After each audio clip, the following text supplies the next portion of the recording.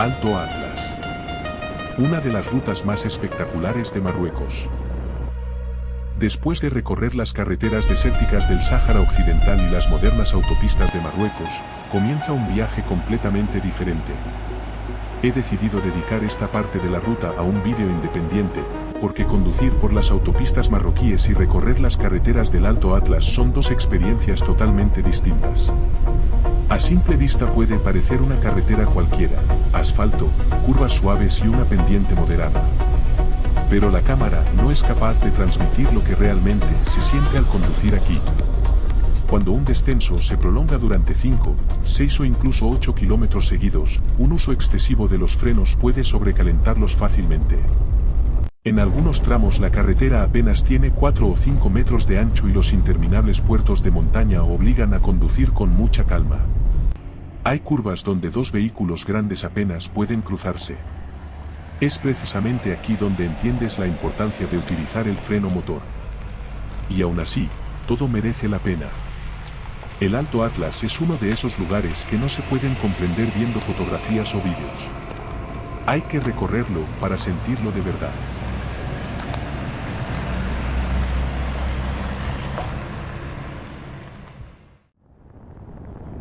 Inicio de la ruta. Salimos de Ouzout muy temprano por la mañana. Nuestro destino era Imilchil, una pequeña aldea bereber situada en plena montaña y conocida por ser uno de los puntos de referencia de la famosa ruta del Circo de Jafar, de la que os hablaré con más detalle en otro vídeo. Aproximadamente el 90% de esta carretera ya está asfaltada, pero Google Maps todavía se niega a trazar la ruta exactamente por donde nosotros pasamos. La carretera es relativamente nueva y muchas de estas carreteras todavía no aparecen correctamente en los mapas. Por eso tuve que reconstruir nuestro recorrido a partir de varios tracks antiguos de Wikiloc. Cuando estaba preparando este viaje, esperaba encontrar una ruta bastante complicada. Algunos de los tramos que utilicé para planificar el recorrido estaban catalogados en Wikiloc como rutas difíciles, recomendadas para vehículos todoterreno preparados. Pero la realidad fue completamente diferente. Nos encontramos con una carretera prácticamente nueva, en muy buen estado, y sobre todo, con unos paisajes espectaculares. He publicado la ruta completa en mi perfil de Wikiloc. Os dejaré el enlace en la descripción del vídeo y también en el comentario fijado. En realidad, técnicamente no es una ruta complicada. Aproximadamente el 70% del recorrido está cubierto por asfalto nuevo y el 30% restante transcurre por pistas de tierra compactada, lisas y fáciles de conducir. Pero eso no significa que podamos relajarnos. En los largos descensos hay que conducir con mucha atención, y sobre todo, evitar abusar de los frenos. Aquí el freno motor se convierte en nuestro mejor aliado. Y apenas unos kilómetros después de salir, empezamos a comprender que aquel día nos esperaba algo muy especial. Uno de los días más bonitos de todo nuestro viaje por Marruecos.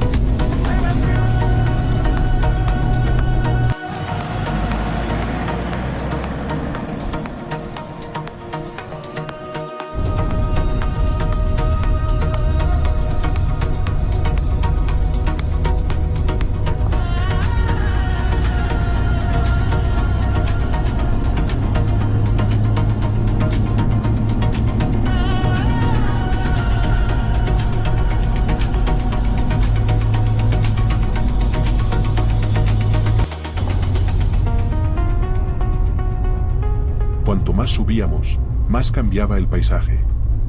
Primero desaparecieron los árboles. Después, los verdes valles fueron dando paso a las montañas desnudas y a las enormes paredes de roca. Incluso el aire parecía diferente. Más frío.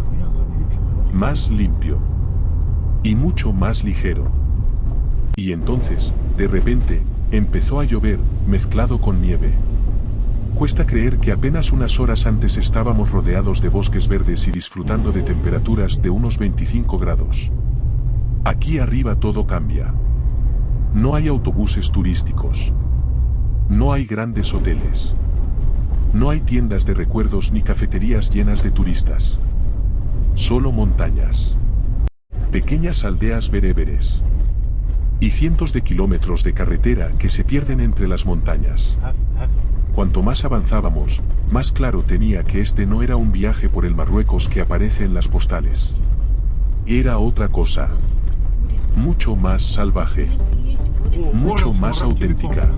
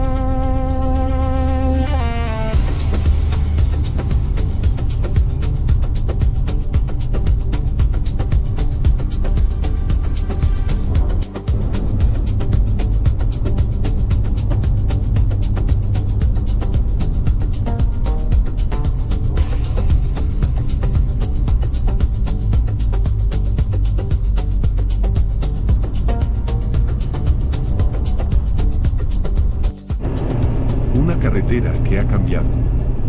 Hace apenas unos años, esta ruta era un auténtico desafío incluso para los vehículos todoterreno más preparados.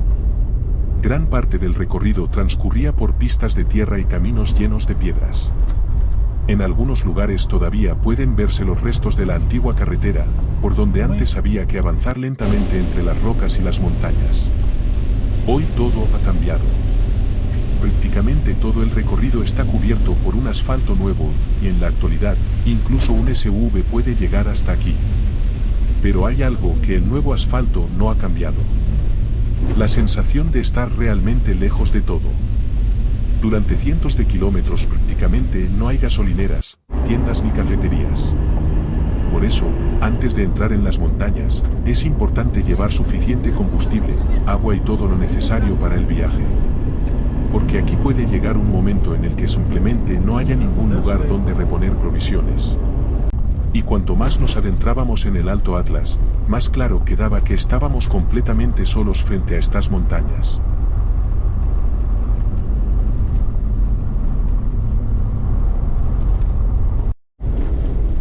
Después de varias horas al volante, decidimos desviarnos durante un rato de la ruta principal.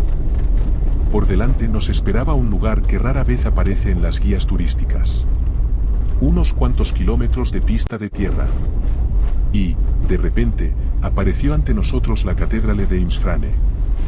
Una enorme formación de roca caliza de casi 100 metros de altura que se eleva solitaria sobre el paisaje del Alto Atlas. Vista desde lejos, su silueta recuerda realmente a la fachada de una antigua catedral europea, con una enorme torre que parece un campanario. Cuesta creer que algo así haya sido creado por la naturaleza. Hace millones de años, todo este territorio estaba cubierto por un antiguo mar. Con el tiempo, las capas de roca caliza se elevaron junto con las montañas del Atlas. Después llegaron millones de años de erosión. El viento, la lluvia y los constantes cambios de temperatura fueron desgastando poco a poco las rocas que rodeaban esta formación. Las capas más blandas desaparecieron. Pero esta enorme columna de piedra consiguió resistir. Y es precisamente eso lo que hace que la Cattedrale de Imsfrane sea uno de los paisajes naturales más sorprendentes de esta parte del Alto Atlas. Lo más curioso es que, a pesar de su espectacularidad, casi no hay turistas. La mayoría simplemente pasa de largo. Aquí no hay miradores llenos de gente ni autobuses turísticos. Solo el viento. Y, de vez en cuando, el sonido de los cencerros de las ovejas que pastan tranquilamente en las montañas. Y quizás eso sea lo mejor de este lugar. Y son precisamente lugares como este los que me recuerdan por qué me gusta tanto viajar por Marruecos.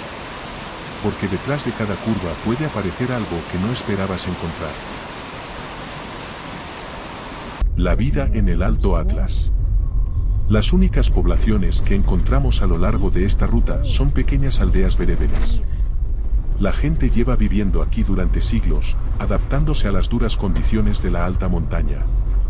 La ganadería sigue siendo una parte fundamental de su vida, junto con pequeños campos de cultivo situados cerca de los ríos y los arroyos. Y lo que más sorprende es el contraste. A nuestro alrededor, solo hay montañas grises, rocas y paisajes aparentemente inhóspitos.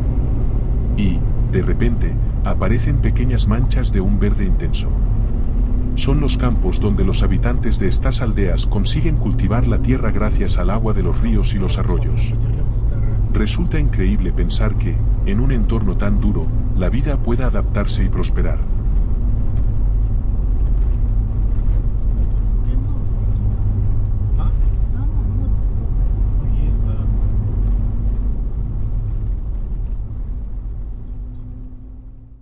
Los paisajes más espectaculares. Pero lo más impresionante de esta ruta es que el paisaje nunca permanece igual. Cada pocos kilómetros todo vuelve a cambiar. Los valles verdes van desapareciendo poco a poco y dan paso a enormes paredes de roca. Después aparecen las grandes mesetas de alta montaña. Y cuanto más ascendemos, más cambia el paisaje. Cuando superamos los 2300 metros de altitud, empezamos a encontrar los primeros neveros junto a la carretera. Y estamos a finales de abril. Hace apenas unas horas estábamos rodeados de bosques verdes y disfrutábamos de unos 25 grados. Ahora, en cambio, estamos conduciendo entre montañas cubiertas de nieve. Estos contrastes son precisamente una de las cosas que más me gustan de viajar por las montañas. En pocas horas puedes pasar del calor y los valles verdes a la nieve y las montañas desnudas. Y aquí arriba entiendes realmente la fuerza y la diversidad del Alto Atlas.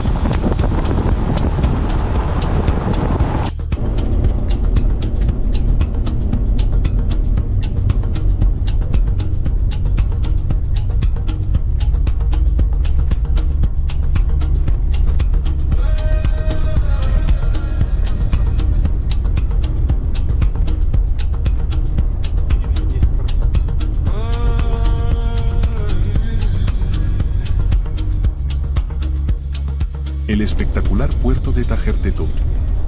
La parte más espectacular de esta ruta comienza cerca de la aldea de Tajertetot. Aquí la carretera empieza a descender bruscamente y se convierte en un interminable y sinuoso puerto de montaña. Una curva tras otra. Y con cada giro aparece una vista todavía más impresionante del enorme desfiladero que se extiende muy por debajo de nosotros. Es precisamente aquí donde empiezas a comprender de verdad la dimensión y la inmensidad del Alto Atlas. Cuesta imaginar que, hasta hace muy pocos años, este tramo era considerado uno de los más difíciles de toda la ruta. Hoy, gracias al nuevo asfalto, recorrerlo resulta mucho más sencillo. Pero hay algo que no ha cambiado. El respeto que imponen estas montañas. Porque incluso cuando la carretera es buena, aquí arriba nunca hay que olvidar dónde estamos.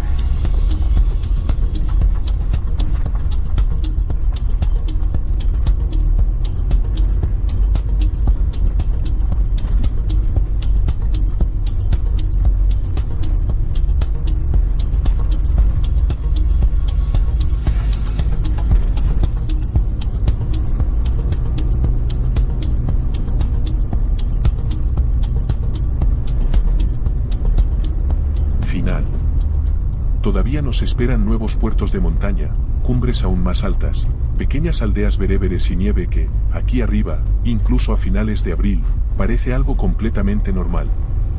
El Alto Atlas no es precisamente el recorrido más sencillo de Marruecos. Pero precisamente son estas carreteras las que hacen que un viaje sea de verdad. Aquí no hay grandes atracciones turísticas, enormes complejos hoteleros ni carreteras llenas de autobuses. Solo estás tú, tu vehículo, una carretera que serpentea entre las montañas y esa increíble sensación de libertad. Y creo que es precisamente por lugares como este por lo que merece la pena alejarse de las rutas más conocidas. Porque cuando abandonas los caminos turísticos, es cuando empiezas a descubrir el Marruecos más auténtico. Pero nuestro viaje por el Alto Atlas todavía no ha terminado. En el próximo episodio nos espera el circo de Jafar. Y esta vez será diferente. Se acaba el asfalto. Y comienza el verdadero off-road.